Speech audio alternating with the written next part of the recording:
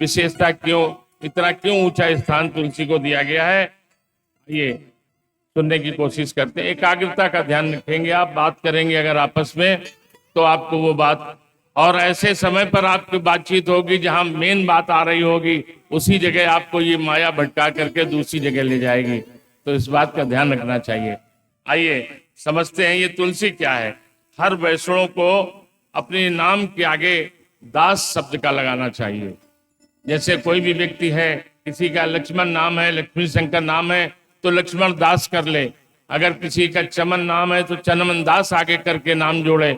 इस तरीके दास अपने आप को माने, किसका? उस परम पिता परमेश्वर का अपने को दास मानना चाहिए। और ये जब हम हर समय निरंतर हमारी जुबान से निकलेगा और हमारे सामने वाले व्यक्ति के द्वारा हमको दास कह के पुकारा जाएगा, तो दास हम और किसी के नहीं होंगे, हम उसी के दास होंगे जिसका दास हमें होना चाहिए। और भगवान कहते हैं दास बनते ही हमें राम जी की प्राप्ति हो जाती है, हम मोक्ष पाने के अधिकारी हो जाते हैं। जब कभी भी ऐसा मौका आता है, हमारी मृत्यु होती है, तो हमको भगवान के दरबार में मुक्ति धाम में स्थान मिलता है। इसलिए हम लोगों को तुलसी निरंतर धारण करना चाहिए। तुलसी से बनी हुई भगवत माला हमेशा कंठ में धारण करना चाहिए, जिसको कंठी के रूप में आप लोग कहते हैं। ये प्रसादी है, ये प्रसादी माला है भगवान की। ये तुलसी जो है भगवान की पत्नी है, भगवान की दासी है, और उसको जब आप कंठ में धारण करते हैं तो मेरा ठाकुर बहुत प्रसन्न होता है। इसलिए हर व्यक्ति को प्रसाद समझ करके इसको अपने कंठ में धारण करना चाहिए। किसी भी अवस्था में इसका जो है त्याग नहीं करना चाहिए। स्कंद पुराण में तो यहाँ तक लिखा है कि जिस तरीके हवा के वेग से फूलों की पंखुड़ियां उड़ जाया करती हैं, उसी तरीके जिसके कंठ में तुलसी की माला होती है उसको देख करके यमदूत भागते हैं। उसी तरीके जिस तरीके फूल की फुलझड़ियां गिर जाती हैं, उड़ जाती हैं, तेज हवा की गति में आकर के भाग जाता है देख करके वो। और यहाँ तक कहा तो यहाँ तक जाता है कि स्नान करने के समय जल जब तुलसी का स्पर्श होता है, जैसे हम इसको पहने हुए हैं, जब हम स्नान करते हैं तो ये जल हमारी जब तुलसी में स्पर्श करता है आकर के, तो हमको संपूर्ण भूमंडल के तीर्थों में स्नान का फल मिल जाता है। इतना तक कहा गया। इतना बड़ा महत्व है इस तुलसी का, समझने की कोशिश कीजिएगा कि अगर जल इस कंठ से टकरा जाता है तो हमको जितने भी भगवान के बनाए हुए तीर्थ हैं उन सब में हमें स्नान करने का फल प्राप्त हो जाता है। किसी भी वैष्णव को बिना कंठी धारण किए कुछ भी नहीं खाना पीना चाहिए। किसी भी वैष्णव को बिना जनेऊ के नहीं रहना चाहिए।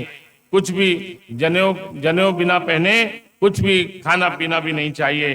पुराणों में लिखा है अगर तुलसी की लकड़ी से भगवान का भोग बनाया जाए तो वो भोग ठाकुर को अतिशय प्रिय होता है। ठाकुर जैसे तुलसी की माताएं कभी नाराज होकर के या अन्य किसी कारण से सूख जाती हैं, उनकी लकड़ियों को संभाल के रखना चाहिए। और कभी विशेष पर्व पर उस लकड़ी को जला करके भगवान के लिए खीर और हलवा सरी की चीज अगर आप बना के भोग लगाते हैं तो बेहद प्रसन्न होता है, वो बहुत प्रसन्न होता है और बड़ा आशीर्वाद देता है हमको। वो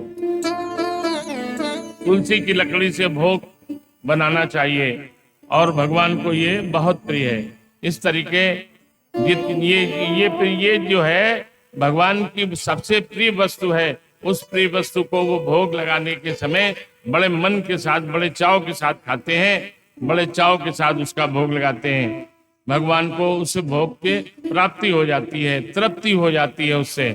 और यदि हवन करते हैं आप लोग, उसमें अगर लकड़ी को तुलसी की लकड़ी डाल देते हैं तो उस लकड़ी की आहुति से जो भस्म, जो उसकी हवा निकलती है, जो उसकी गंध निकलती है, कहते हैं उस लकड़ी को मात्र डाल देने से अश्वमेघ यज्ञ का फल प्राप्त हो जाता है। उस हवन में अगर आप लकड़ी डाल देते हैं, एक तुलसी जरा सी डाल दें, तुलसी की लकड़ी डालने का हम महत्व बता रहे हैं आपको। और कहा तो यदि यहाँ तक गया है कि यदि कोई आपका अपना नजदीकी व्यक्ति हो और उसकी मृत्यु हो गई हो, उसकी चिता जलने जा रही हो, तो अगर आप तुलसी की लकड़ी उसमें डाल देते हैं, उसकी लकड़ी में तिनका बराबर भी अगर तुलसी की लकड़ी डाल देते हैं तो वो जीव ने चाहे जितने पाप किए हो परंतु वो परम धाम को प्राप्त हो जाता है। अलसी तुलसी की महिमा है। जो भी कभी हमारा कोई अपना मित्र, अपना सगा संबंधी ऐसे अवसर पर जब कभी उसकी मृत्यु हो जाए तो हम लोगों को छोटी सी सही तुलसी लेकर के जाना चाहिए और वो जो लकड़ियों की चिता उसकी बनाई गई है उसमें रखना चाहिए। तो जो उसकी आंच निकलेगी उस जीव को, उसको सदगति प्राप्त होगी, परम पिता परमेश्वर की गोद मिल जाएगी उसको। ऐसा हमारे गुरुदेव भगवान कहते हैं।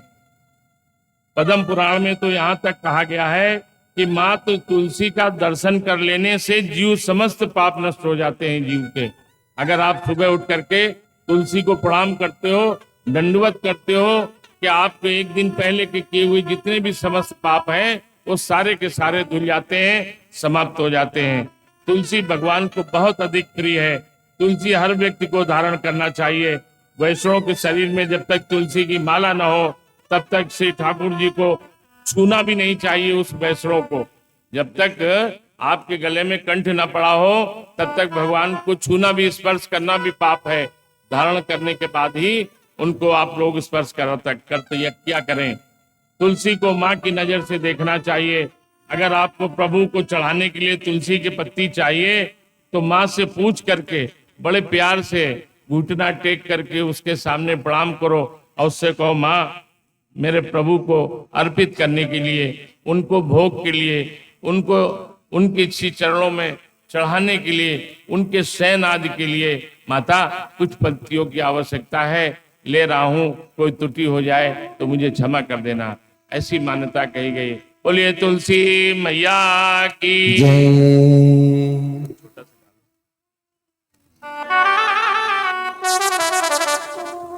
बोले गुरुदेव।